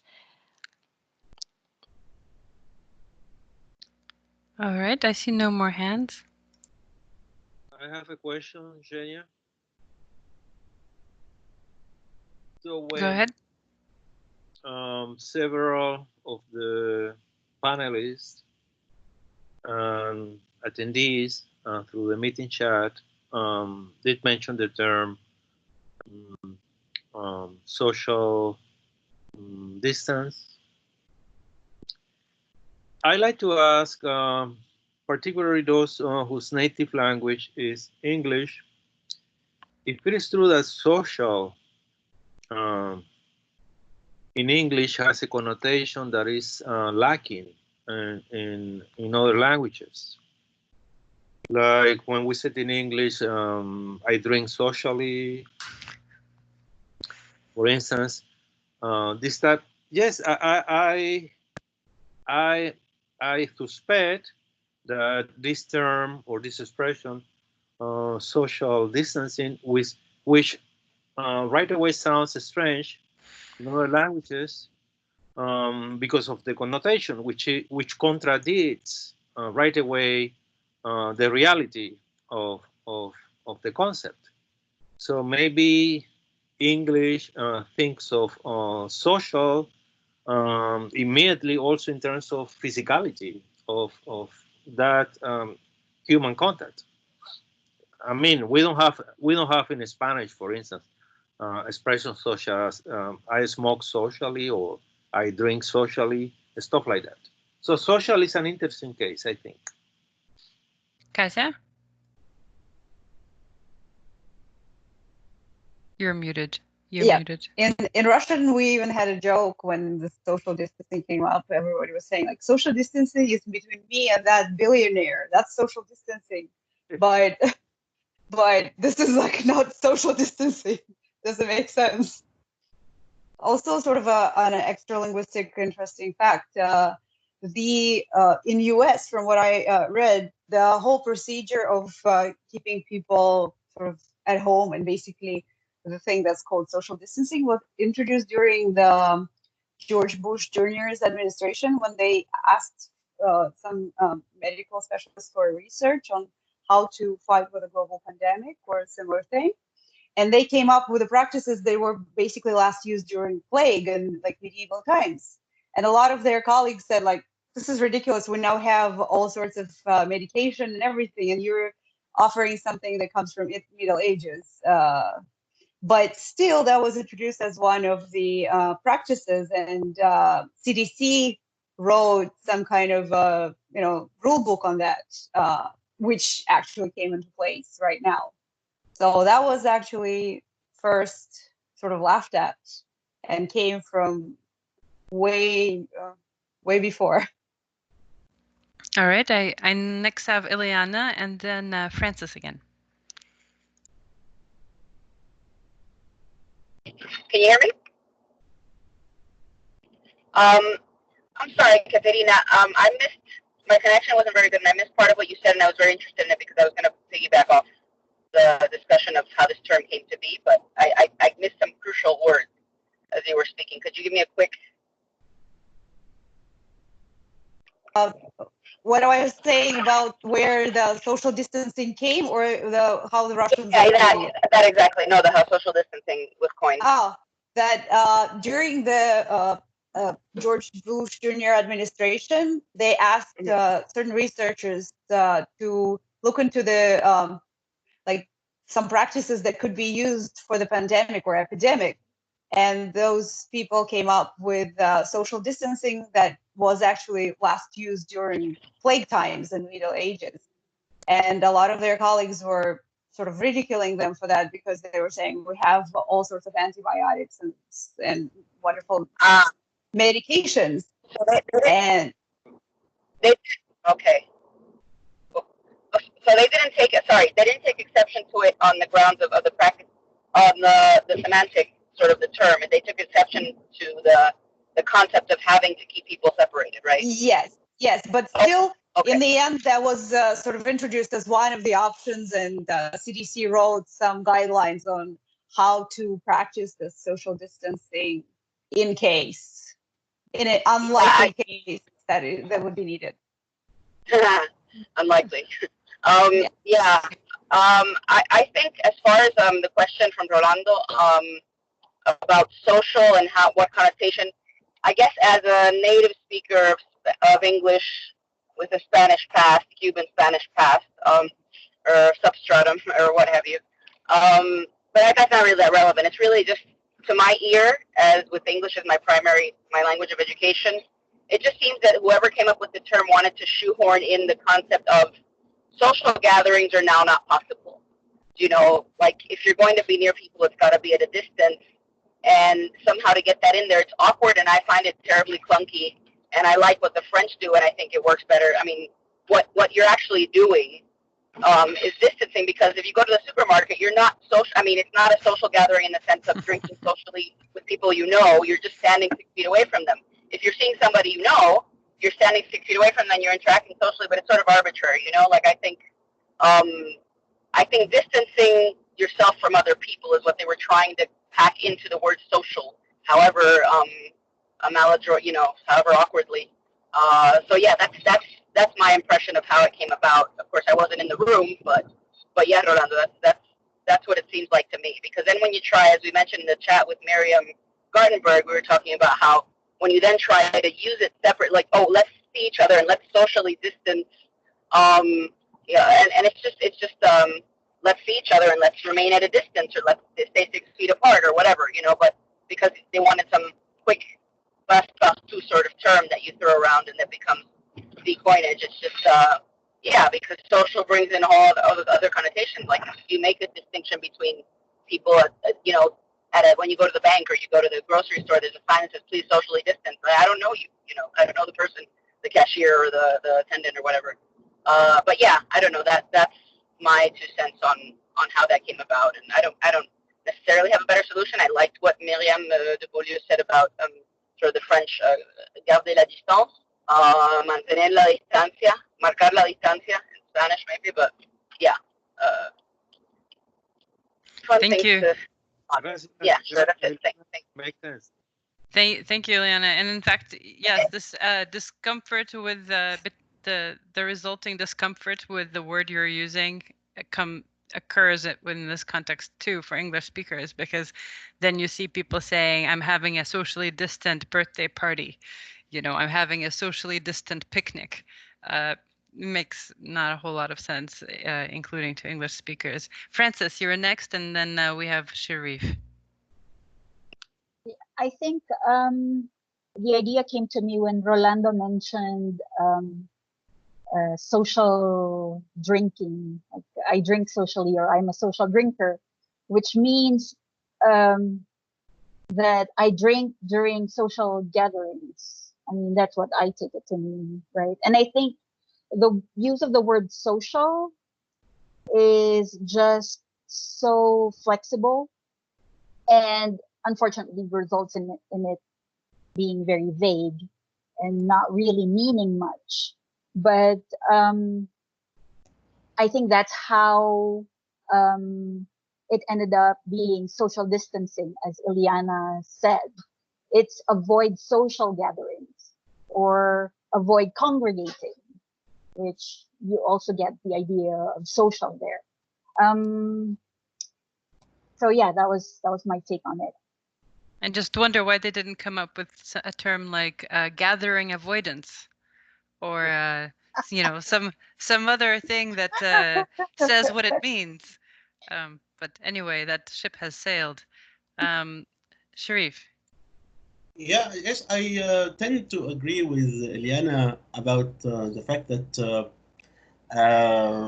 physical gathering can be reserved for people whom we don't know socially, but social gathering is for people we actually know, because actually social gathering is a cultural term, because sometimes, and the danger actually, the real danger actually lies in social distancing, lack of social distancing, because we have no control over it. Because in most cultures, we are given to shaking hands with people we know and having hugs, and sometimes we have little control about that because people might be offended, even if they know the danger. But we are concerned that might be offended if I don't give them the usual hug, if I didn't shake hands warmly as usual.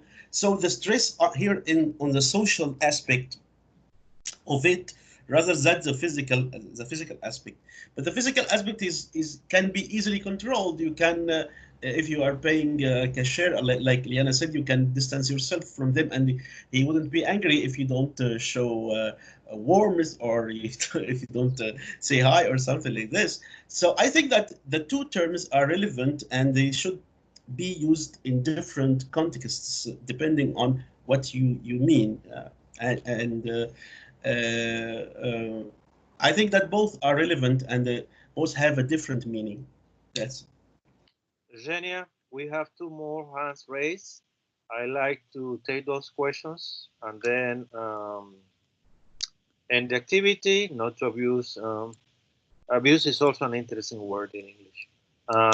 Not to abuse anybody's patience or time, because in roughly 2 minutes, we will have been exactly 2 hours in this activity, which is great news. We still have people around, but let's keep it around 2 hours roughly. So let's take, I guess, Miriam and Frank want to add something, and then we should just say goodbye and let people do some work.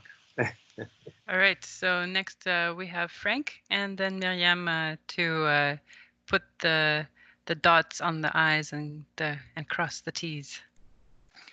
I'll just make one brief comment. I have a different take on social distancing. I think social, under the current circumstances, focuses more on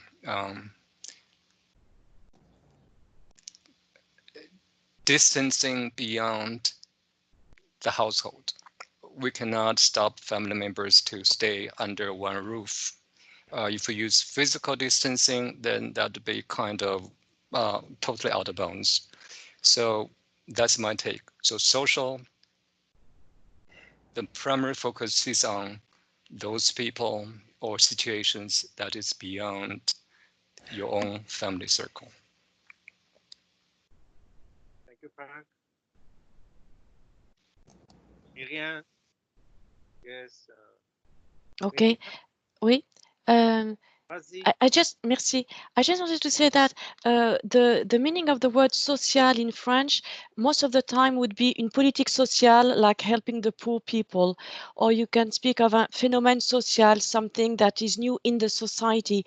That's why distanciation sociale doesn't work, and distanciation doesn't work for another reason. But what works? Where is the meaning is expressed by the word distance. Distance is the main idea here, to keep your distance. And that's because it is so active and it is used so much, that creates another word. And now we have something that we didn't have until very recently. People meet en distanciel, which is the opposite of en présentiel. So when we are physically in the same room, we meet en présentiel.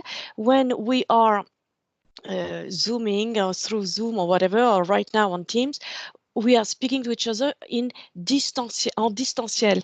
And it's the creativity of the language is and the dynamics is really what is the most impressive in this current time. Hence the creation, for instance, of en distanciel, which is the opposite of en présentiel. That's just an example of the dynamics of the language now. Merci, Miriam. I am sad to have to say a few closing remarks. Manuel raised his hand, and I feel like he only got to No, speak once. No? Well, just Manuel, very briefly, I just wanted to say that Manuel, I think language always reflects the wisdom and the creativity of speakers. And if words are there, you are always there for a reason. You know, in English, it would sound odd to just say distancing, because that would imply physical distancing, like meters or miles away. Social means, to me at least, is that you can be in a place with somebody, but you're not going to be close to that person. You're going to, stay a few feet apart or whatever. It's the same with telecommuting that people were discussing before. Telecommuting in English, it makes perfect sense because I think in at least in America, in the United States, most people go to work and travel a long distance to get to their place of work. In Spain, for example, it would have been unthinkable years ago. Now it's different, but years ago to say telecommuting, because nobody would travel more than, say, 15 minutes to go to work. So the idea of teletrabajo, telework, that work is not the important thing for American English speakers. Is the commute. You're not going to go physically to the office. You're going to stay home and work. They take it for granted that you will work. So what matters is the commute. Anyway, I'm just fascinated by all the contributions that were made today. I want to thank everyone again and for your wonderful presentations, your participation, and I thank Rolando for always allowing me to put in my 2 cents. Thank you so much. Have a great day. Thank you, Manuel. I want to thank Miriam again, Katia Pugashova, Sharif Okasha, Frank Gao, and Manuel Lozada, who ended up having a participation on an equal footing with the rest of the panelists. That was the original idea. So I'm very happy that Manuel could make it and contribute. I want to thank Frances and other colleagues who were here today with us. This was the first session of this new series, InterlinguaI. The idea was stated in the invitation, in the official invitation to this activity, which is approaching multilingual issues multilingually. So I hope we will have several other sessions of this new series within the DDLS. I hope Interlingua 2 is going to happen sometime soon. And I want to briefly announce that next Tuesday, for those of you who love literary translation, we're going to have a star in that field. We're going to have, we thought, Peter Constantine from the University of Connecticut, someone who has translated Chekhov, Thomas Mann, and other big names in world literature. He's not going to be talking about translating Chekhov or Thomas Mann, but he's going to mention that in passing. He's going to be talking about something that it's part of the broader UN agenda, which is fighting for the disappearance of many languages. So he's going to talk to us about how to save languages. So I invite all of you to be here next Tuesday with Peter Constantine from the University of Connecticut, one of the most important literary translators in the world.